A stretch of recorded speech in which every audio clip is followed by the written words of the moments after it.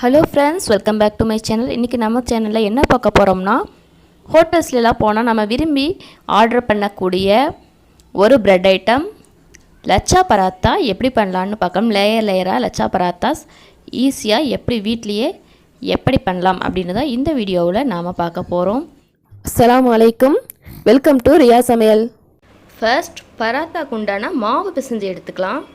1/2 kilo அளவுக்கு மைதா எடுத்துருக்கிறேன். இது 10 பராட்டாஸ் இந்த 1/2 கிலோ மைதாவுக்கு நமக்கு கிடைக்கும். 2 முட்டை எடுத்துருக்கிறேன். இப்போ இது கூட 1/2 கப் போல் பால் சேர்த்துக்கலாம். 1 டேபிள் ஸ்பூன் சர்க்கரை, தேவையான அளவுக்கு உப்பு, இது எல்லாத்தையும் சேர்த்து நல்லா மிக்ஸ் பண்ணிக்கலாம். மிக்ஸ் பண்ணி வச்ச மிக்ஸிங்கை மைதா மாவோடு சேர்த்து மாவு பிசைஞ்சு எடுத்துக்கலாம். கொஞ்சம் கொஞ்சமாக தண்ணி விட்டு மாவு பிசைஞ்சு எடுத்துக்கலாம். ரொம்ப டைட்டாக மாவு பிசைய வேணாம். பராத்தாஸ் மாவு கொஞ்சம் லைட்டாக லூஸாக இருந்தால் தான் நமக்கு பராத்தா செய்யறதுக்கும் திரட்டுறதுக்கும் ஈஸியாக இருக்கும். அப்புறமா செஞ்சதுக்கு அப்புறமா 6 நாளும் அது நல்லா கொஞ்சம் சாஃப்டாக இருக்கும். ரொம்ப திக்காக மாவு பிசைஞ்சிங்கன்னு சொன்னால் அது பராட்டாஸ் உங்களுக்கு ஆறி போயிடுச்சுன்னா ரப்பர் மாதிரி ஆகிடும். ஸோ அந்த மாதிரியெல்லாம் ஆகாமல் சாஃப்டாக இருக்கிறதுக்காகத்தான் நம்ம முட்டை, சர்க்கரை, பால் இதெல்லாம் சேர்த்துருக்கிறது. ஃபைனலாக கொஞ்சம் எண்ணெய் விட்டுக்கலாம். எண்ணெய் விட்டுட்டு நல்லா மாவை எண்ணெயோடு சேர்ந்து பிசறி எடுத்துக்கோங்க. கொஞ்சம் பராட்டாக்கு நல்லாவே தாராளமாகவே எண்ணெய் விட்டால் தான் பராட்டாஸும் சாஃப்டாக இருக்கும். ஏன்னா நம்ம கொஞ்சம் லூஸாக பிசைஞ்சிருக்கிறதுனால கையில் மாவு ஒட்டும்.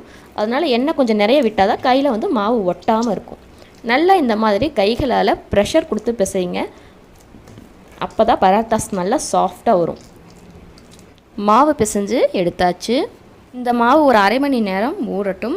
அது வரைக்கும் காற்று புகாத அளவுக்கு ஒரு துணியை போட்டு மூடி வச்சிடலாம். இல்லாட்டி மேலே காஞ்ச மாதிரி ஆகிடும்.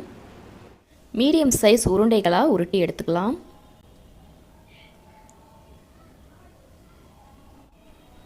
இந்த மாதிரி சைஸ்க்கு. ஸோ பால்ஸ் போட்டாச்சு. க்ளோஸ் பண்ணி வச்சுடலாம். ஒன்றா எடுத்து திரட்டிக்கலாம். எண்ணெய் தடவிட்டு தான் நாம் திரட்ட போகிறோம். பிகாஸ் பரோட்டாக்கு எண்ணெய் தடவி திரட்டினா தான் நல்லா உங்களுக்கு லேசாக மாவு திரட்ட முடியும்.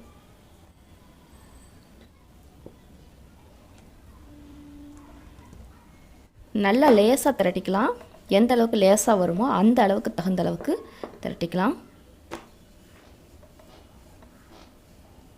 ஓரளவுக்கு திரட்டினதுமே இப்படி பிடிச்சி இழுத்தோம்னா அப்படியே வரும்.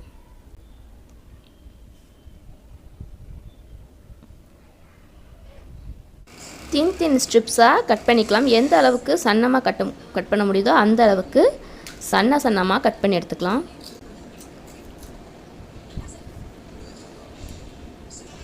எல்லாத்தையும் ஒன்று சேர்த்தாச்சு. அப்படியே இதை வச்சு ரோல் பண்ணிடலாம்.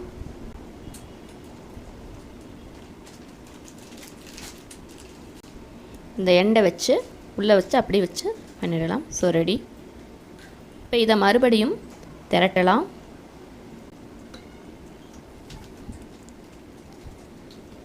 சப்பாத்தியெல்லாம் திரட்டும் போது இப்படின்னு திருப்பி போட்டு திரட்டுவோம். பட் பராட்டாஸ்க்கு அந்த மாதிரி பண்ணக்கூடாது. பண்ணினோம்னா அந்த லேயராக வர்றது நமக்கு கம்மியாயிடும். ஸோ எந்த பக்கம் வச்சு திரட்டுறோமோ அதே பக்கம் தான் வச்சு திரட்டணும்.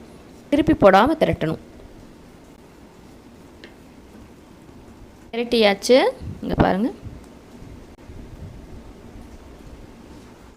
தோசைக்கல்லை ஸ்டவ்வில் வச்சு நல்லா சூடாயிடுச்சு. இப்போ திரட்டி வச்ச பராட்டாஸை போட்டுடலாம். ஒன் சைடு நல்லா வேகட்டும். கலர் டிரான்ஸ்பரண்ட் ஆனதுக்கப்புறமா திருப்பி போடலாம். நெய் விட்டுக்கலாம். 2 பக்கமும் நெய் விட்டுக்கலாம். பட்டரும் விடலாம். நெய் அல்லது பட்டர் ரெண்டில் எது வேணும்னாலும் விட்டுக்கலாம். பராத்தா ரெடி ஆகிடுச்சு. சூப்பரான restaurant style layer lachha paratha ready. நீங்களும் செஞ்சு பாருங்கள். இந்த வீடியோ உங்களுக்கு பிடிச்சிருந்துச்சுன்னா லைக் பண்ணுங்கள், ஷேர் பண்ணுங்கள். மறக்காமல் என்னுடைய சேனலை சப்ஸ்கிரைப் பண்ணுங்கள். தேங்க்ஸ் ஃபார் வாட்சிங்.